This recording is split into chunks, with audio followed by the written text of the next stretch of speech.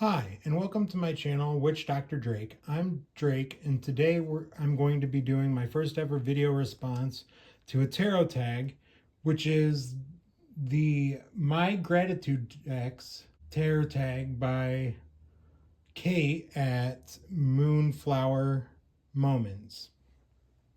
Sorry, I kind of had to read that. And the first prompt for this tarot tag, it's 12 decks that we are grateful for having worked with this year. And the first on the list is a deck that stood by me through my darkest moments like a sister.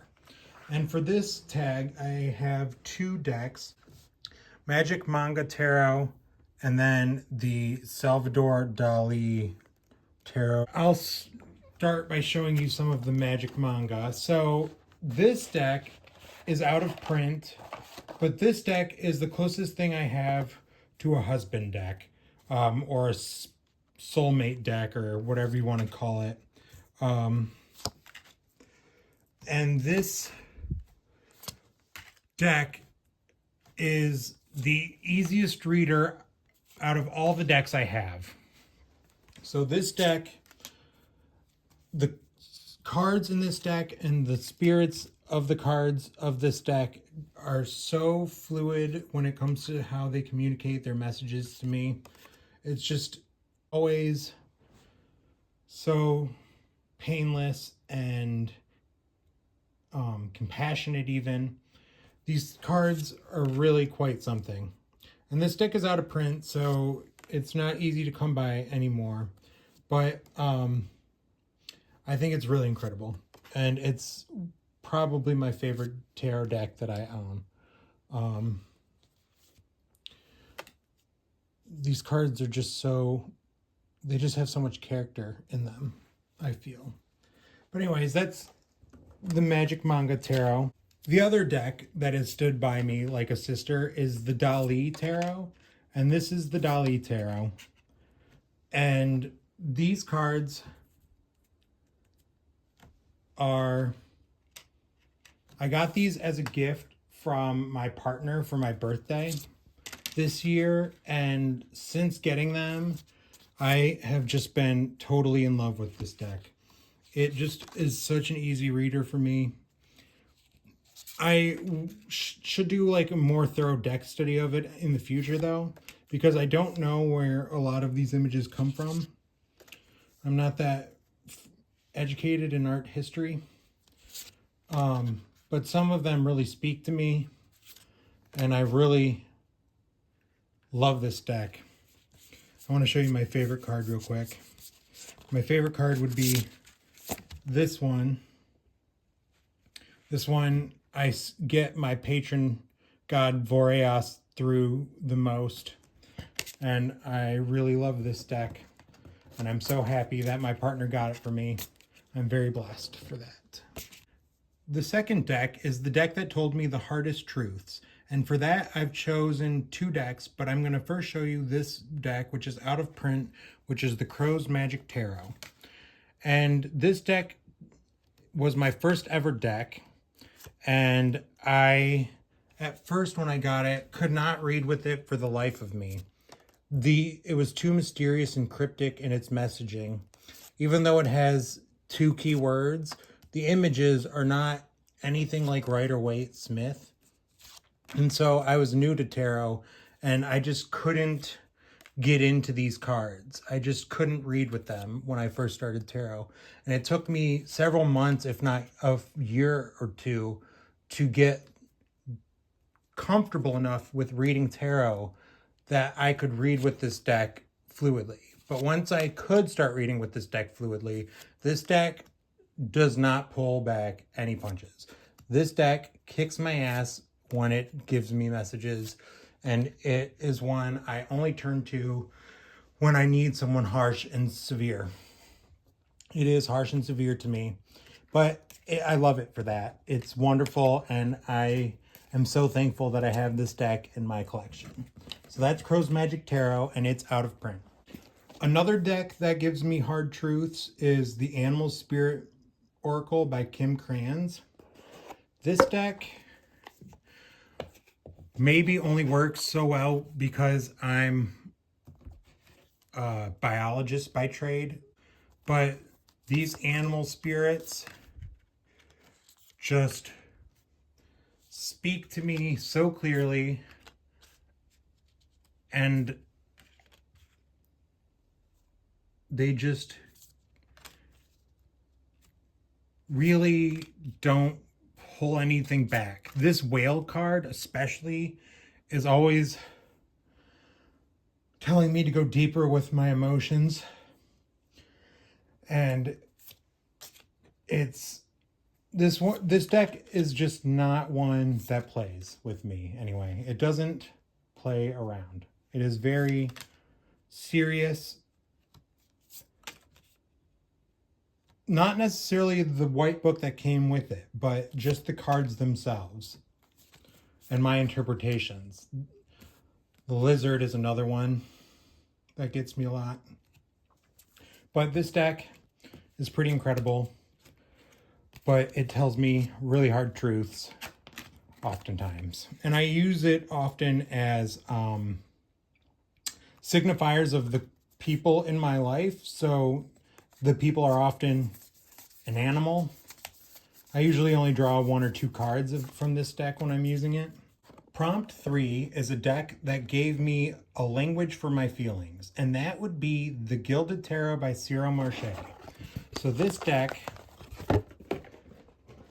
I edged in black, but this deck was the first tarot deck I ever saw in person, and it was my friend in undergrad's deck, and she read for me from this deck probably every day for the entirety of the first year of undergrad. I was obsessed with getting tarot readings from her, and she gave them to me basically all the time, and so it was awesome. And this deck gave me a language to tarot. This deck taught me the language that is tarot, and it just is so, for that reason, it just really is useful for connecting to my inner self.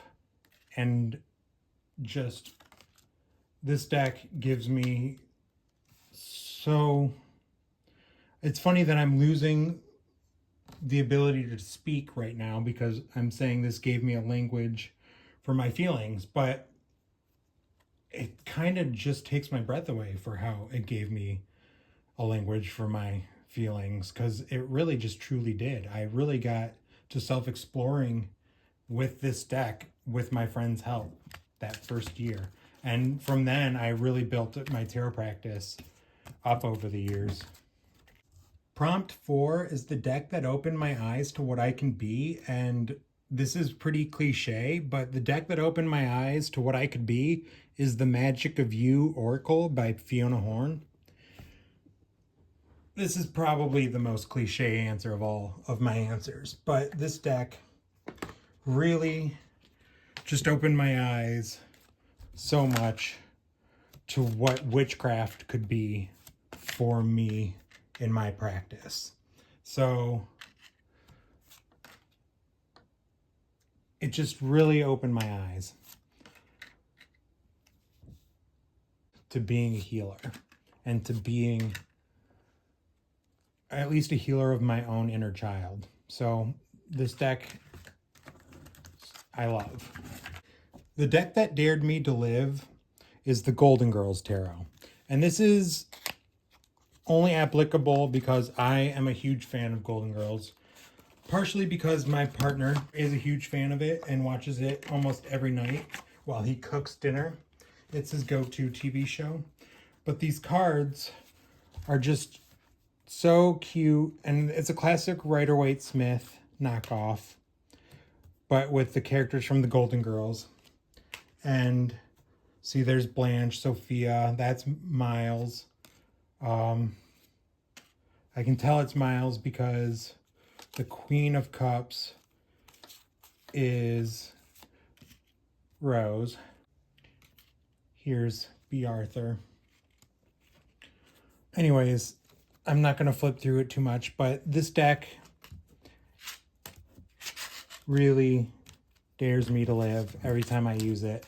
And that's just a feeling you get when you watch the Golden Girls. The deck that celebrated my biggest victories is this deck, the Ephemere Tarot, by the same creators that made True Black. If you've seen the True Black Tarot, oh, I just missed their names on this. Matt Aaron and Arthur Wang. They make this deck and the True Black Tarot. And this deck is just stunning. And I got this deck as a gift. I got this and True Black together as a gift for graduating with my PhD for myself. I bought these for myself as a graduation gift. And they just really speak to me. And I use them a ton between March of this year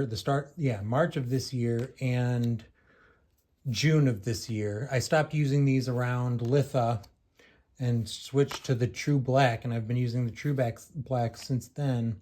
But I have plans to switch back to this deck on Yule. So I'm pretty excited. And this deck really is just so gorgeous to me.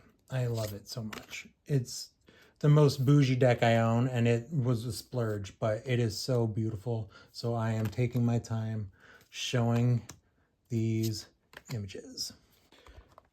The deck that taught me the importance of stillness is the illustrated version of the Somnia Tarot. So the illustrated version of the Somnia Tarot, I think, works better than the actual Somnia Tarot for teaching stillness, because the images are not photographs, they're just drawings, and because they're just drawings, they have more stillness in them. So I love this deck. It speaks to me. I used it a lot between Fall Solstice and Samhain, and I like it quite a lot. And I edged mine in blue. The 8th deck is a deck that gave me more questions than answers, and that's this deck, the Hieronymus Bosch Tarot by Rockpool Publishing. And this deck gave me more questions than answers this year, because I bought this year in January with no knowledge of it at all. No idea anything about it whatsoever. Not the slightest clue. Never heard of Hieronymus Bosch. That's me confessing to my ignorance, but I had never heard of them, and I got this deck thinking it was a classic tarot deck, and it is not a classic tarot deck. It's closer to an oracle deck. It's kind of a hybrid between an oracle and a tarot deck. There's 8 suits instead of 4. So that's interesting. And they are kind of classic. There's coins and swords and vessels, but there's also skates and birds and berries. Anyways, this deck gave me more questions than answers, but the deck is great. I love it. The imagery is so bizarre. Deck 9 is a deck that taught me to notice the magic in the mundane, and I chose Brian Frowe's Oracle, Fairy Oracle. I chose this deck because this is the first deck that got me working with the Fae as an energy and beings. And to this day, it still is useful for helping me notice the Fae in my day-to-day life. And it really allows me, it's just so good for connecting to the Fae and being able to commune with the Fae. These cards are really powerful. I love this deck. If you're not into the Fae, though, it's not a very good deck. Deck 10 is the deck that encouraged me to embrace levity, and that is the Luna Lapin Tarot. The Luna Lapin is a Rider-Waite-Smith knockoff, but it is all rabbits instead of people. And I am a sucker for rabbits. I used to have 2 rabbits whom I love dearly until they passed. And this deck just helps remind me of the joy and wonder that is rabbit pet owning. And this helps me connect to the spirit of rabbits, which I just feel are joyous and full of levity. For prompt 11, I have 2 decks. Tarot of Vampires by Ian Daniels, although mine's a Spanish copy. And then the Lord of the Rings Tarot, illustrated by Thomas Heo by Insight Edition. So Tarot of Vampires is out of print, so that's why I have another deck, Lord of the Rings Tarot, with this one. But this deck, Tarot of Vampires, really helped shift my practice. And I used to think this deck was pretty kitschy and a little like camp even, but after working with it, I just absolutely love it. And I am now fully embracing my kitschy, embarrassing side, I guess. Whatever embarrassing feeling I was feeling about this deck was all on me and has nothing to do with this deck. And that was something this deck taught me. The Lord of the Ring Tarot is the deck that also shifted my practice, but is not out of print. And this deck shifted my practice because it is a pip deck, but it is a pip deck unlike any other pip deck I've ever worked with before. And these pips really just changed how I work and see pip decks altogether. And now I love pip decks. Well, I don't love pip decks. Now I work with pip decks much more, and I've adopted several into my collection. But this deck was the first, and because of that, I have a deeper appreciation of pip decks. The deck that jump-started a creative project this year is the Clow. And that is probably going to be surprising to a lot of people. Although I already kind of came out as a pop culture pagan with the Golden Girls Tarot. This deck was my first ever deck. I didn't even know what tarot was or oracle. And the spirits of this deck have been with me since childhood. And this deck just inspires me in so many ways all the time. And this year, just alone, it inspired me to write 52 new poems. I didn't write 52, I wrote 12. But I have plans to write more poems inspired by these cards. Not so much directly like it's a literal inspiration, but very loosely inspired by these cards, but actually inspired by these cards. And I feel like those poems actually help grow and expand my magical practice. So this deck really is wonderful. And if you have a connection to this deck, I encourage you to use it as much as you possibly can get out of it. I love this deck. The last deck I wanted to talk about for prompt 12 is actually one that I do not own, and that is the Isis Oracle. That deck inspired me to have a project this year, and that project is my hunt for a Voreas husband deck. There are YouTube content creators that use the Isis Oracle religiously to connect to their patroness, and it inspired me to look and hunt for a deck that allows me to connect directly to my patron, Voreas. So I don't own that deck, but I am now on a hunt for a deck similar but different from it. And if you got this far in the video, please like, subscribe, and leave a thumbs up. It really means a lot. Thank you. Bye.